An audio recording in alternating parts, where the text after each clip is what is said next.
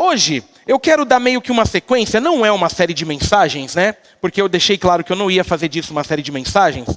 Mas, depois de orar, depois de conversar com Deus, né? De todo o preparo que eu sempre faço para as pregações, eu quero continuar dando ênfase nessa questão do Setembro Amarelo. Eu quero tratar sobre essa questão que tem pego muito as nossas histórias, né? Domingo passado eu falei sobre ansiedade, um caminho que nos ajude a suprir as necessidades que a ansiedade gera no nosso coração. E hoje eu quero falar sobre a depressão. O tema de hoje é depressão. Esse é o tema que eu escolhi para a mensagem de hoje. A depressão, para alguns frescura, para outros demônio, e para a grande maioria algo totalmente desconhecido. Algo que a gente não tem muita profundidade, em especial quando a gente não acredita no movimento do intelecto, quando a gente não acredita que a ciência é boa. Então a gente prefere jogar no espiritual. Por quê? Porque a gente meio que foge. Se é espiritual, eu oro e sai. Se é espiritual ou se é frescura. E aí, eu fiquei fazendo alguns estudos. Eu não sou psicólogo, evidente, nem psiquiatra. Mas eu gosto muito de ler e de ouvir o que falam sobre os assuntos. E depressão, para você ter uma ideia, ela pode ser até mesmo um fator genético. Olha que interessante. A depressão, assim como a diabetes, assim como pressão alta, pode ser algo que você venha de uma linha sucessória. Mas dificilmente sabemos. Como pode ser derivada de um grande trauma, de um grande problema, de uma grande perda, de uma grande tristeza. E aí, olha como é interessante. Eu peguei com uma escritora, ela falou sobre a diferença entre depressão e tristeza. Olha que interessante. A depressão, ela envolve uma perda da autoestima. A tristeza não afeta a autoestima. Quando eu estou triste, por algum motivo, eu só estou triste.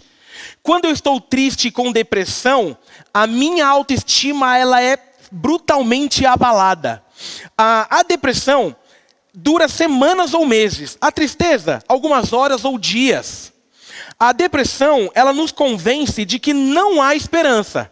A tristeza não. A tristeza é pontual. A depressão atrapalha os nossos relacionamentos. A depressão é uma doença. A tristeza é um sinal de alerta normal e até benéfico. Porque mostra aquilo que nós somos. E aí, eu fiquei pensando que nós temos que tomar um grande cuidado de não desprezar as pessoas que lutam contra esse mal. Porque, de novo, né, se você estava aqui domingo passado, você deve ter ouvido quando eu falei sobre essa questão. Às vezes a gente quer tirar o valor da dor alheia. Alguém chega e fala assim, cara, eu acho que eu estou com depressão. Não, para de bobeira. Que depressão? Poxa, você é crente.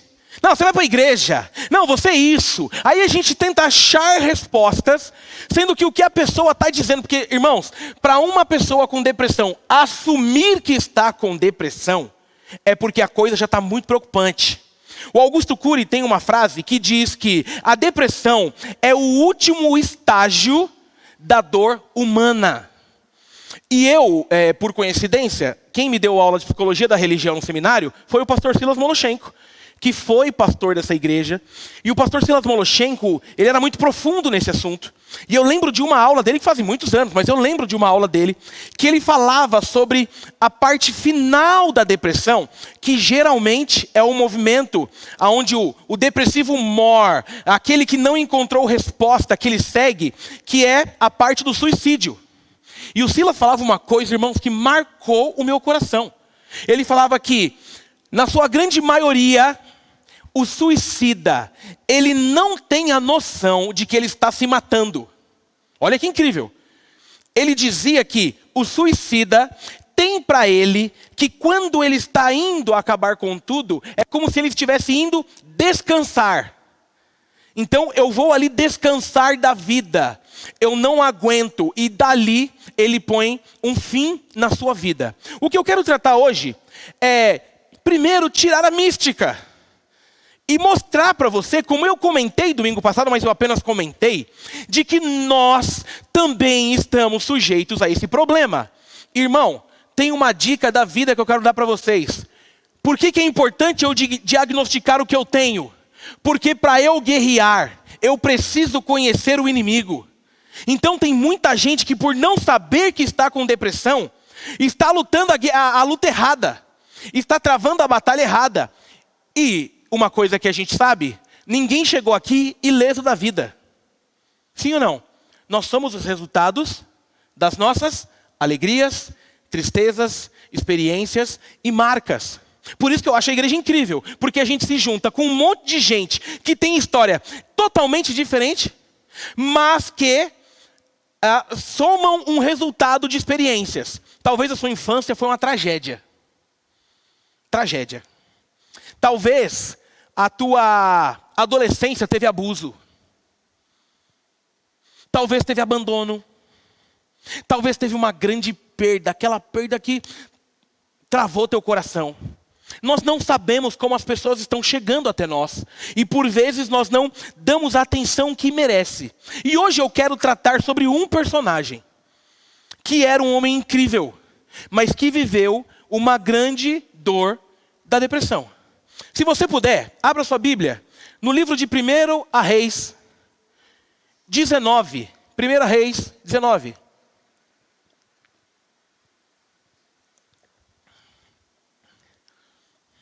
Enquanto você abre a sua Bíblia, eu esqueci de comentar, mas quero comentar que ontem foi a posse do pastor Claudemir. Um culto lindo, Igreja Batista e Vila Olímpia. A nossa galera aqui estava em peso, foi muito bonito. Foi um culto muito especial. Eu tive a honra de orar, na posse. E André com a banda Radical que trouxe o louvor. Foi uma noite de festa maravilhosa. Que Deus abençoe o pastor Claudemir na nova jornada, que eu tenho certeza que vai ser incrível. Vamos lá, você achou 1 Reis, capítulo 19, a gente vai ler do 1 ao 16. Se você não trouxe Bíblia, já está projetado. Nós usamos aqui a NVI, a minha versão que é a NVI diz assim: Ora, Acabe contou a Jezabel tudo o que Elias tinha feito, e como havia matado todos aqueles profetas à espada. Por isso, Jezabel mandou um mensageiro a Elias para dizer-lhe que os deuses me castiguem com todo o rigor, caso amanhã nessa hora eu não faça com a sua vida o que você fez com a deles. Elias teve medo e fugiu para salvar a vida. Em Berseba de Judá, ele deixou o seu servo e entrou no deserto, caminhando um dia. Chegou a um pé de giesta, sentou-se debaixo dele e orou, pedindo a morte. Já tive o bastante, Senhor. Tira a minha vida. Não sou melhor do que os meus antepassados. Depois se deitou debaixo da árvore e dormiu. De repente, um anjo tocou nele e disse: levante-se e coma. Elias olhou ao redor e ali, junto à sua cabeça, havia um pão assado sobre brasas quentes e um jarro de água. Ele comeu, bebeu e deitou-se de novo. O anjo do Senhor voltou, tocou nele e disse: levante-se e coma, pois a viagem será muito longa. Então ele se levantou, comeu e bebeu. Fortalecido com aquela comida, viajou 40 dias e 40 noites, até que chegou a Horebe, o monte de Deus. Ali entrou numa caverna e passou a noite. E a palavra do Senhor veio a ele: o que você está fazendo aqui, Elias? Ele respondeu: tenho sido muito zeloso pelo Senhor, Deus dos exércitos. Os israelitas rejeitaram a tua aliança, quebraram os teus altares, mataram os teus profetas à espada. Sou o único que sobrou, e agora também estão procurando matar-me. O Senhor lhe disse: saia e fique no monte, na presença do Senhor, pois o Senhor vai passar. Então veio um vento fortíssimo, que separou os montes e esmigalhou as rochas diante do Senhor. Mas o Senhor não estava no vento. Depois do vento, houve um terremoto, mas o Senhor não estava no terremoto. Depois do terremoto, houve um fogo, mas o Senhor não estava nele. E depois do fogo, houve o murmúrio de uma brisa suave. Quando Elias ouviu, puxou a capa para cobrir o rosto. Saiu e ficou à entrada da caverna, e uma voz lhe perguntou: o que você está fazendo aqui, Elias? Ele respondeu: tenho sido muito zeloso pelo Senhor, Deus dos exércitos. Os israelitas rejeitaram a sua aliança, quebraram os teus altares e mataram os teus profetas à espada. Sou o único que sobrou, e agora também estão procurando matar-me. E o Senhor lhe disse: volte pelo caminho por onde veio, e vá para o deserto de Damasco, de Abel-Meolá, para suceder a você como profeta. Amém. Louvado seja o nome do Senhor pela palavra dele, que sempre tem um poder de mudar as nossas vidas e as nossas histórias. Queridos, nós estamos diante de um texto um pouco mais complexo. O Antigo Testamento ele é difícil até para ler, porque são nomes estranhos, mas a gente está diante da história de um dos maiores profetas do Antigo Testamento, o famoso, querido e amado Elias. Eu trouxe aqui um resumo do que foi a vida de Elias enquanto homem de Deus. Se você já conhece a história, você já vai saber que ele foi um cara incrível. Mas vejam só, Elias foi um profeta que enfrentou o rei de Israel com muita ousadia. Ele vai de Gileade para Samaria, deixa todo o movimento de roça para uma cidade grande, para dizer ao rei Acabe que não haveria chuva como castigo da idolatria. Não sei se você conhece a história, mas Acabe, enquanto rei de Israel, resolve se casar com alguém de outra terra, que naquele tempo era muito prejudicial. Por quê? Porque tinha a ver com adoração a deuses. Ele se casa com Jezabel, e Jezabel era idólatra. Jezabel amava Baal, e esse rei resolve se juntar a ela. E meu irmão, é muito interessante, porque quando a gente não tem profundidade na Bíblia, a gente fala assim, deve ser muito legal ser profeta. Meu irmão, o profeta tem o lado bom e o lado ruim. É que nem pregação, quando eu tenho que preparar uma pregação de exortar a igreja. É o tipo de pregação que eu estou aqui pregando, tem um monte de gente com olhares que quer me matar. Mas se é o que Deus está mandando falar, tem que falar. Agora imagina naquele tempo, que o profeta era um mensageiro direto. Quando um rei andava errado, e Deus dava uma ordem para o profeta, falava, vai lá e fala, o profeta tinha que falar. Então Elias, ele confronta, ele não tem medo. Ele é um homem, irmãos, que, só para você entender, quando ele estava ali no Vale do Querite, e se escondendo na primeira vez, pasme na história de Elias. Ele foi alimentado, sabe por quem? Por corvos. Sabe o corvo? A ave? O corvo levava comida para Elias. Olha que louco. Elias lá escondidão, chegava uma ave. Imagina que da hora. Hein, Orlando? Você que é veterinário, tá lá fugindo porque pregou, de repente chega um corvo com a mochila do iFood. E perguntando, cadê o Elias? Tô aqui. Aí ele abre a mochila e fala, ó, tem uma entrega e já tá pago. O Elias foi alimentado por isso. Irmãos, o Elias, ele tinha coragem diante de tudo o que estava acontecendo. E quando você está nesse texto, o que está acontecendo antes? Eu vou te contar uma das histórias mais incríveis. O Elias, ele sabia que o povo era idólatra, ele sabia que Israel estava se corrompendo por causa de Baal, fizeram a estátua de Baal para adorar. Elias foi quem orou para não chover, não choveu. Elias foi o profeta que viu uma nuvem do tamanho da mão de um homem, e você já cantou muito isso, você que é crente velho. Eu vejo uma pequena nuvem. A gente cantava sem saber, quem não conhece a Bíblia falava, mano, que música nada a ver. Lembra dessa música? Eu vejo uma pequena nuvem do tamanho da mão de um homem, mas esse é o sinal, olha que música, que a tua chuva vai descer e faz chuva. Eu imagino quem não era crente falou assim, vixe mano, eu vejo uma pequena nuvem do tamanho da mão de um homem, esse é o sinal que vai chover. Mas é porque isso aconteceu. Elias olha para uma nuvem e fala assim, aí, prepara os guarda-chuva, o bicho vai pegar. Elias ora para não chover, Elias ora para chover. E aí tem a treta com os profetas de Baal, que é um texto mó delicioso de pregar. É um capítulo antes. O Elias chega, ele é confrontado por Deus. E aí o Elias, ele chama o próprio rei para um encontro e fala assim, vocês querem adorar Baal? Beleza, bora marcar uma treta nós dois. Traz 450 profetas de Baal e eu, e vamos se juntar. Fala um point grande aqui da cidade. Tem algum estádio aqui grande? Não, do Corinthians não é em Guarulhos. Em Guarulhos, aqui. Hã? Robozão? Tomeuzão. Elias chegou assim e falou pro rei, rei, vocês não gostam? Seguinte, amanhã, 8 horas da manhã no Tomeuzão, pode trazer os 450 profetas de Baal. Aí foi os caras. Olha essa história, é uma antes. Os caras chegam, cheio de marra e tal. Aí ele fala assim, ó, tem 2 bezerrinhos aqui. Escolhe um, o que sobrar é meu. A gente vai montar um altar, vocês vão orar primeiro, para que o Deus de vocês mande fogo nesse bezerro. Depois é minha vez. 400, você entendeu que são 450 profetas? Os 450 monta, pá, pega o bezerro, coloca e começa. Ó Baal, ó Baal, Baal é nosso Deus, Baal é o melhor. Vem Baal, cadê Baal? E o Elias está assim, ó.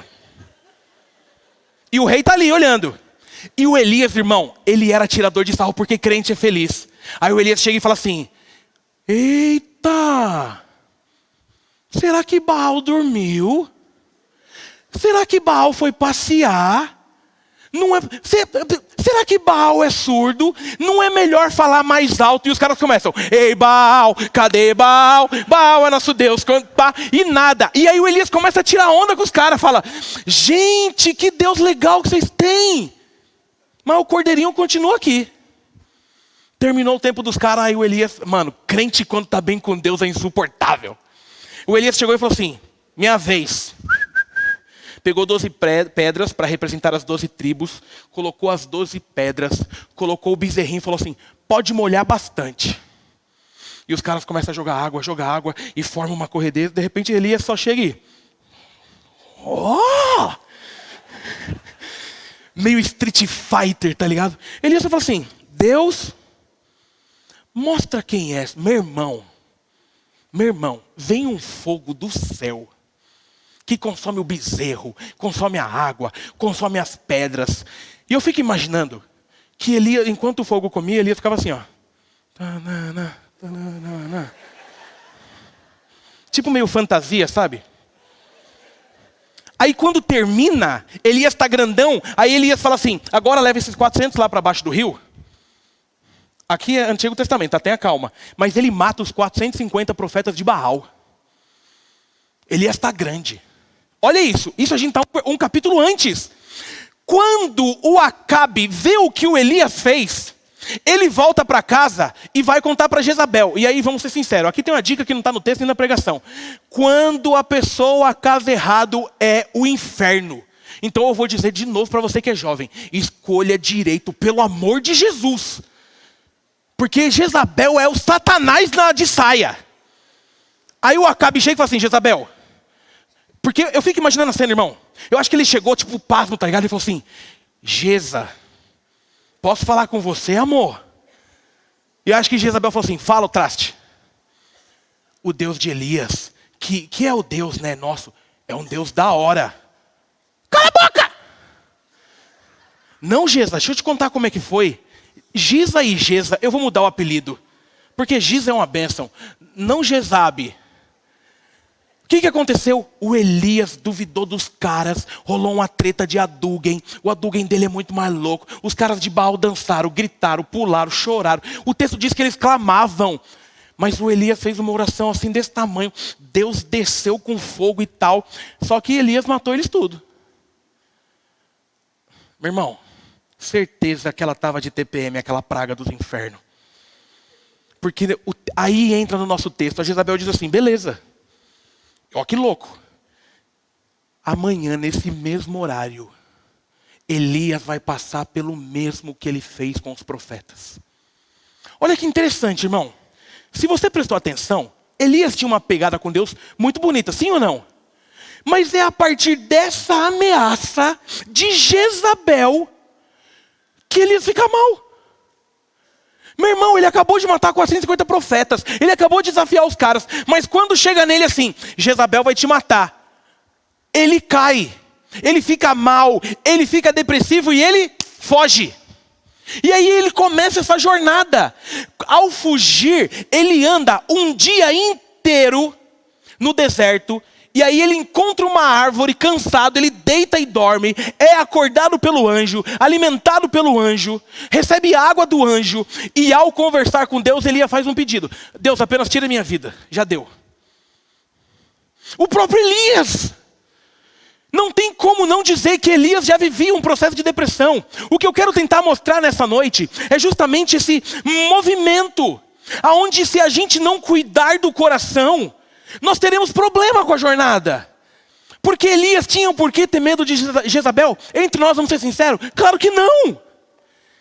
As mostras, as provas do poder de Jesus já estavam claros sobre a vida de Elias. Mas esse texto é importante para nos mostrar algumas coisas, para que a gente cele o nosso coração. Porque tem horas que a gente também se acha bastante, e quando a dor vem, a gente se arrebenta. Então o que eu quero trazer para a gente hoje é esse movimento de cuidado que a gente tem que ter, baseado na história de Elias, para que nós não caiamos no erro de achar que com a gente nunca vai acontecer. Amém, igreja? E a primeira coisa que eu quero falar ao seu coração: Você precisa aprender com Elias. O primeiro é a ter calma. As fases ruins fazem parte da jornada. Olha o que diz o verso 1 a 3. Ora, Acabe contou a Jezabel tudo o que Elias tinha feito. E contou como havia matado todos aqueles profetas. Elias está por cima, a espada. Por isso Jezabel mandou um mensageiro a Elias dizer-lhe que os deuses me castiguem. Olha o que ela faz. Ela faz uma pegada de promessa. Que eles me castiguem com todo rigor, caso amanhã, nessa hora, eu não faça com a sua vida o que você fez com a deles. Elias teve medo e fugiu para salvar a vida. Em Berseba de Judá, ele deixou o seu servo. Irmãos, Elias parece que nesse momento esqueceu que o dia ruim também chega. Ele parece que esqueceu que não é porque ganhou a batalha ali ontem que vai continuar tudo bem. Um dos grandes problemas da nossa vida é não ter o coração preparado para o dia mau. Porque o dia ruim faz parte da jornada. E de novo, eu subindo aqui para tentar refutar esse evangelho triunfalista que estão vendendo na televisão. Meu irmão, aquilo é mentira. Evangelho triunfalista não existe. Depois de se converter, esses problemas acabaram. É mentira. Porque se você acredita nisso, é muito mais difícil. Vamos ser sinceros, nós que não acreditamos, mesmo quando a dor vem, é difícil, sim ou não? Agora imagina para quem imaginava e pensava que depois que conheceu Jesus, eram só flores. Não! A luta faz parte da jornada. Os dias ruins fazem parte da vida. Porém, os dias ruins passam. E ponto. O que nós precisamos entender é que aquele medo, aquele trauma de infância que a gente carrega, aquele problema que sempre reaparece quando parece que eu estou ficando bem, aquele movimento onde eu sofri com o meu pai, aquele movimento onde eu sofri com a minha infância, ele precisa ser passageiro, mas o dia mal faz parte. Aqui a gente não vai prometer uma vida com tranquilidade, não, a gente vai prometer uma vida com Jesus. O que acontece com Elias parece que é um reset. Porque ele poderia simplesmente falar para Jezabel, assim, fugir, beleza, para não morrer. Mas não precisava pedir a morte. Concorda? Ele poderia seguir a jornada. Ah, quem é Jezabel? Eu confio. Mas é porque no movimento do medo, se a gente não tomar cuidado, a nossa fé é abalada. No momento em que chega a dor, a fé de Elias estremece.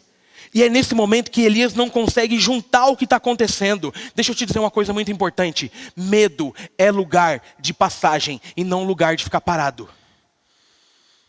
O medo ele vem, mas do jeito que ele vem, ele precisa ir. O que está acontecendo aqui é que ele olha para a situação ruim e automaticamente ele se esquece de quem ele serve. Ele se esquece daquilo que já havia acontecido. Mas é porque ele não se preparou para o dia mau. Ele não se preparou para o detalhe. E aqui, irmão, tem algo que eu preciso tratar que não está no ponto. Mas que você começa a perceber o movimento de depressão na vida de Elias, que tem a ver com a depressão do nosso tempo. É no versículo 3 no final, que deixa claro que Elias tinha alguém que andava com ele. Mas a partir daquele momento, ele prefere só. Porque a depressão tem a tendência a fazer com que a gente queira ficar só e isolado. Porque parece que o fim está chegando. Deixa eu te dar uma dica. Não ande só. Você pode estar vivendo a pior fase da sua vida, meu irmão. Nós precisamos de amigos. Nós precisamos de irmãos. Nós precisamos falar algumas coisas. Isolamento é um sinal muito prejudicial da depressão. Isolamento é algo que faz com que a gente se torne vítima de nós mesmos. É só você lembrar como é que foi passar pelo isolamento na época da crise da Covid. Foi horrível ou não foi? Nós descobrimos que o virtual ele é bom, mas não nos completa.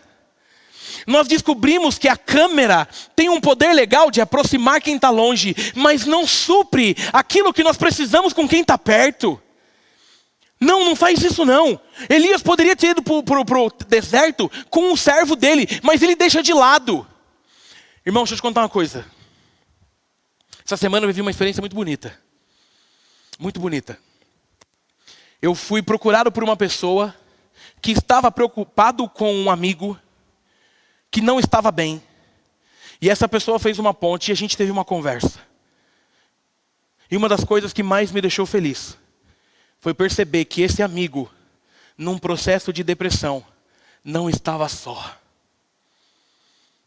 Foi perceber que o amigo, ao perceber um sinal, correu para pedir ajuda.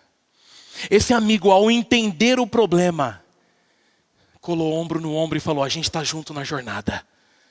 Se você estava aqui hoje de manhã, você viu que eu falei sobre uma igreja envolvida e envolvente.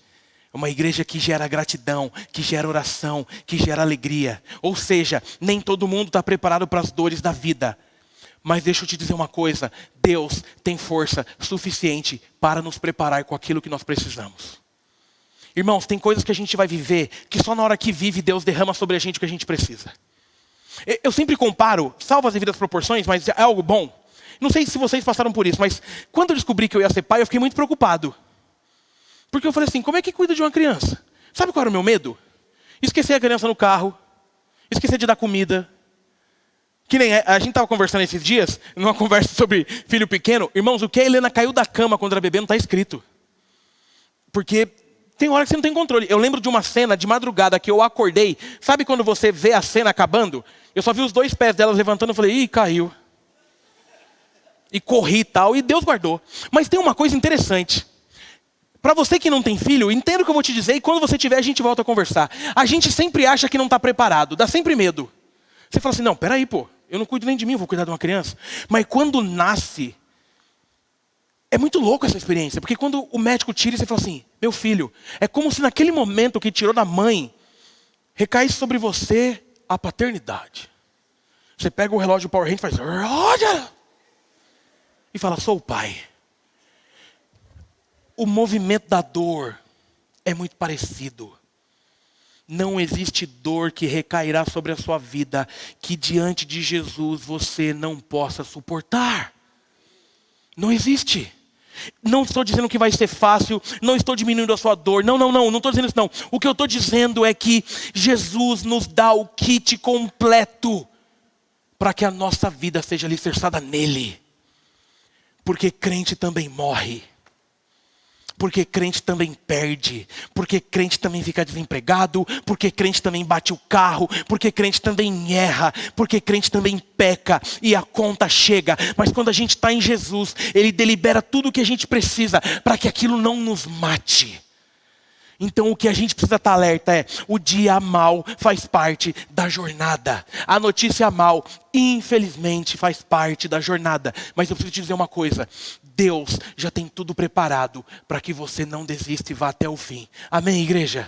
Amém. A segunda coisa que eu quero deixar para o seu coração. Nesse movimento depressivo de Elias, dos dias tristes, o Senhor cuida de nós, mesmo no dia triste.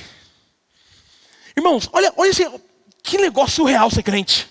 O verso 5-8. Depois se deitou, veja, se deitou debaixo da árvore e dormiu. De repente, um anjo disse, levante-se e coma. Você já foi acordado por um anjo? Eu sou quase todo dia, por um anjo de 1,58 m, que atende por nome de Ellen. É que agora ela esconde as asas para que vocês não se assustem. Tá ligado, nessa semana eu completo 18 anos de namoro. Amor, você não tá vendo porque você tá dando aula para as crianças, mas eu te amo. Meu anjo. Mas por um anjo de verdade. Olha o restante do texto. Elias olhou ao redor e ali junto à sua cabeça havia um pão assado sobre brasas. Veja, um pão assado sobre brasas quentes. Não é assado em forno elétrico. É coisa grande. E um jarro de água. Lembra que a semana passada eu perguntei quem já andou no deserto? Se tem uma coisa que o deserto gera é sede. E aí ele comeu e bebeu e deitou-se de novo. E o anjo do Senhor voltou, tocou nele e disse, levante-se e coma, pois a sua viagem será muito longa. Então ele se levantou, comeu, bebeu, fortalecido com aquela comida, viajou 40 dias e 40 noites até chegar no Horebe, o monte de Deus. Irmãos, Elias está acabado, está depressivo, está perdido, está fugindo a qualquer custo da Jezabel. E eu quero que você imagine essa cena. Ele chega cansado, porque o texto diz que ele andou no deserto por um dia inteiro. Já não basta o medo, agora ele está cansado. E aí ele anda, e deserto não tem o que fazer. A sorte é que ele achou lá uma árvorezinha, e ele senta naquela árvore, e ele está tão cansado que ele dorme. Mas ele é acordado por um anjo. O que esse texto está nos ensinando? é que no dia da tua dor, o Senhor está cuidando de você. É que nos dias tristes, o Senhor enviará aquilo que você precisa para não morrer. O Senhor, Ele está contigo quando tudo parece estar acabado. O Senhor está perto de você, Ele está provendo aquilo que você precisa, ainda que você não veja. E aqui, irmãos, me permitam, uma questão hermenêutica e homilética do meu coração.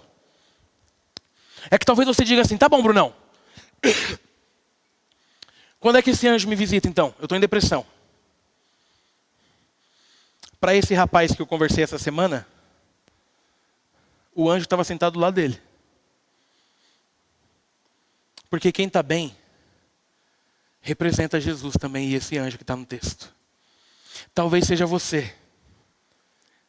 Você, que vai ser o anjo que vai chegar e vai levar o que precisa. Nós estamos diante de um texto que está dizendo: o Senhor provê do jeito dele. Talvez seja você que está bem, que vai precisar olhar para aquela pessoa que precisa e vai ser esse representante e vai dizer: ei, amigão, levante e coma alguma coisa. Não, eu não quero nada, não. Eu trouxe aqui algo que você precisa. Tem uma família da igreja que estão um pouquinho mal, com uma gripe forte e talvez, se não me engano, até Covid. E eles me mandaram uma mensagem hoje dizendo assim: pastor, eu não sei quem é a outra família, então eu só sei quem é a família que me avisou. Nós não estamos no culto, porque não estamos bem, mas assistimos o culto online, assistimos e ouvimos tudo que o Senhor falou sobre a PIBG e a gente concorda.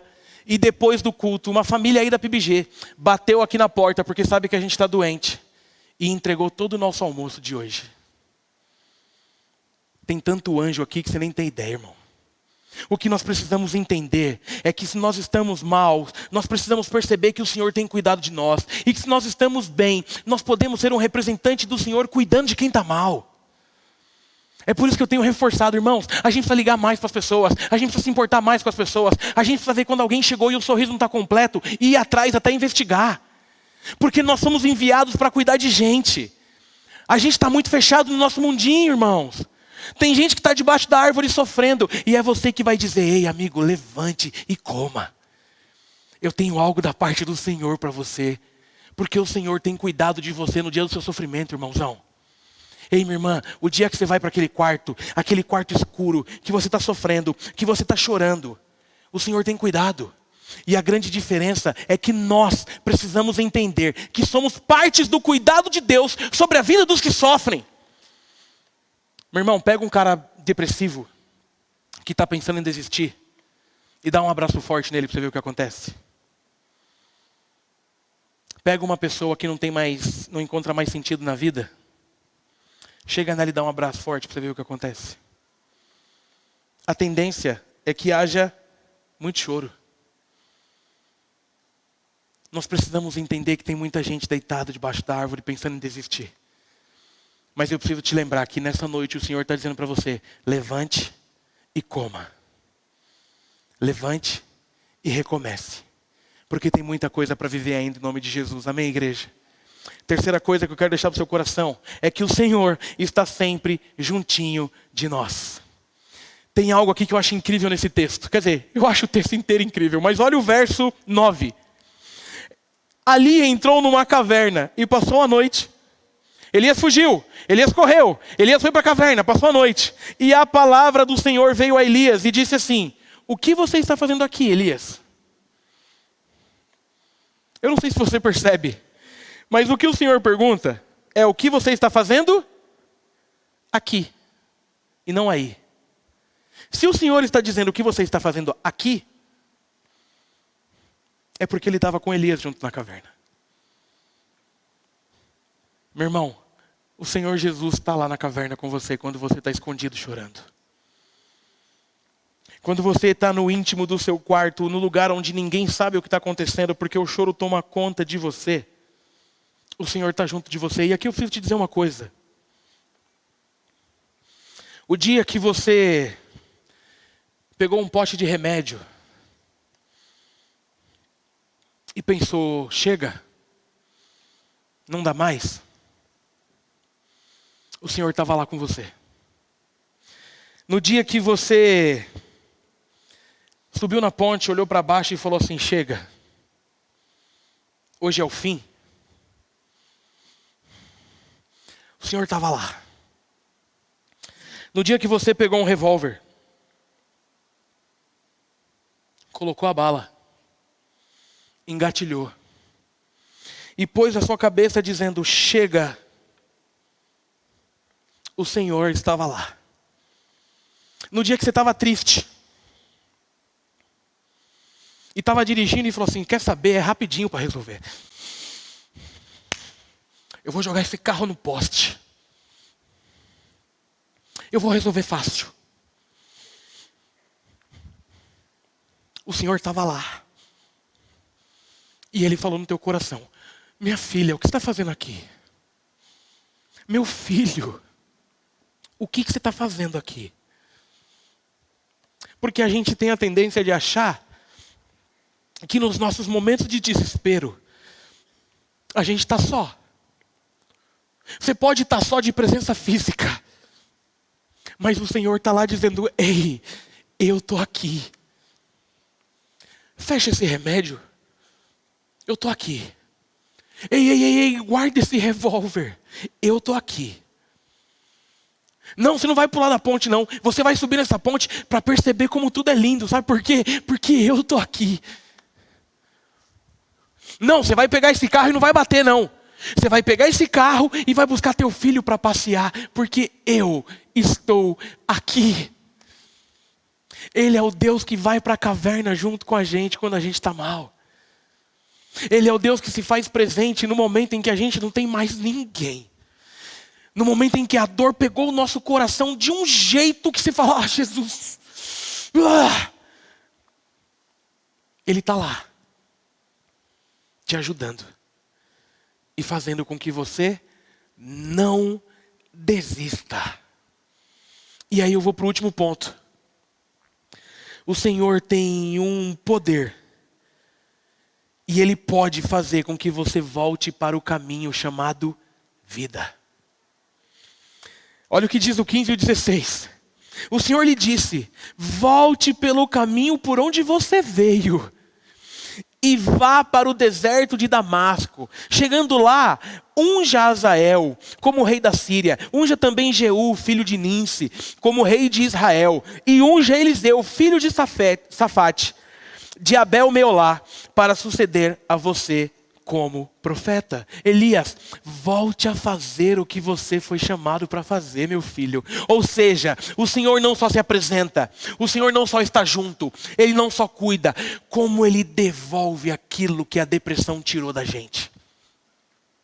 É como se Ele falasse: volte por onde você veio, vá para o caminho que você sabe qual é, porque o que eu tenho para você é bom. É como se Jesus falasse assim: ei, volte para a vida, volte para o sorriso, volte para o abraço, volte para a família. Ei, irmão, olha o que eu tenho para te dizer. Irmão, olha o que eu tenho para te dizer. O seu filho não pode ficar sem o herói dele não. Volta. Ei, minha irmã, a tua mãe não pode ficar sem você não. Você é muito linda e preciosa. É só uma fase, vai passar. Volta. Ei, adolescente, não é o fim não, adolescente. Tá doido? Se você morrer, a vida do papai vai ficar muito difícil. Volta. Nós precisamos voltar. Nós precisamos ser curados. Nós precisamos entender que há um poder em Jesus para transformar qualquer história. Você foi abusada, está difícil a vida, calma, deixa Ele entrar com você na caverna, te tratar para dizer: filha, agora volta para a vida. Você foi maltratado, deixa Ele dizer: filho, calma, agora volta para a vida.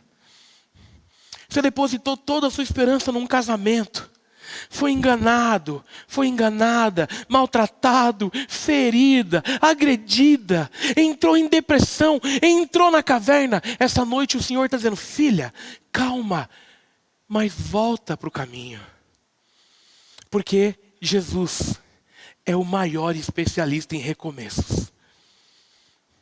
Porque Jesus tem um poder de pegar histórias destruídas e gerar vida.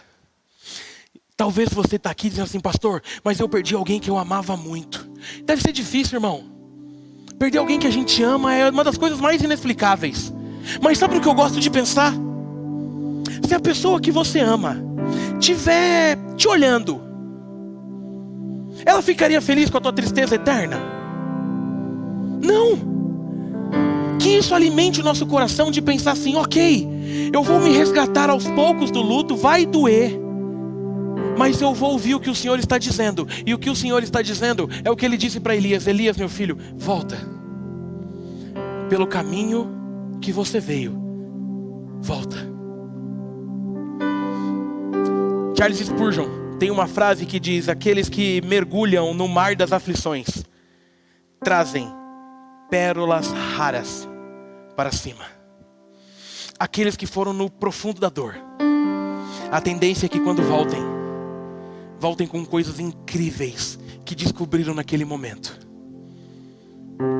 Setembro Amarelo, a gente sabe que depressão você tem que cuidar. A gente sabe que você tem que ter um bom psiquiatra. Nós aqui nessa igreja não somos contra remédios para te ajudar, zero contra. Mas deixa eu te dizer uma coisa: há um poder no nome de Jesus para curar você ainda hoje de qualquer depressão que você esteja vivendo. Há um poder no nome de Jesus para fazer com que você olhe para aquela ferida, para aquela marca, e permita que Jesus cicatrize ela. E daqui a um tempo você vai bater naquilo e não tem mais dor, porque o que restou ali são cicatrizes da tua história. E você olha aquilo e usa para que a sua história mude a história de outros. É a depressão de Davi depois de confrontado por Natã. É o momento em que Davi escreve o Salmo 51. Irmão, essa noite é uma noite que muitas pessoas vão escrever o Salmo 51. Vão confessar, vão pedir ajuda e vão dizer: Senhor, não me tire da tua presença e me use para tratar os corações daqueles que passam pela mesma coisa. A história que te dói hoje vai ser o seu testemunho de amanhã, em nome de Jesus. A história que te machuca hoje vai curar pessoas amanhã, em nome de Jesus. Porque há poder no nome de Jesus para curar qualquer coisa. Há poder que em um toque de Jesus, amanhã você acorde feliz como não acordava há muito tempo. Por que o tema dessa pregação é depressão? Porque chegou o tempo da gente viver a intensidade do reino. Então, se for para depressão na vida, depressão no amor, dê bastante pressão no abraço, dê bastante pressão no sorriso, depressão no afeto, depressão nos bons momentos que Deus tem dado para você viver. Nós não estamos ilesos da depressão, mas também não estamos ilesos da cura que Jesus pode proporcionar para mudar as nossas vidas. Talvez o seu casamento seja ruim até hoje, porque você ainda não está curado com as coisas que aconteceram lá atrás. Talvez você não consegue ser uma mãe incrível até hoje, porque você não está curada com as coisas que te aconteceram lá atrás.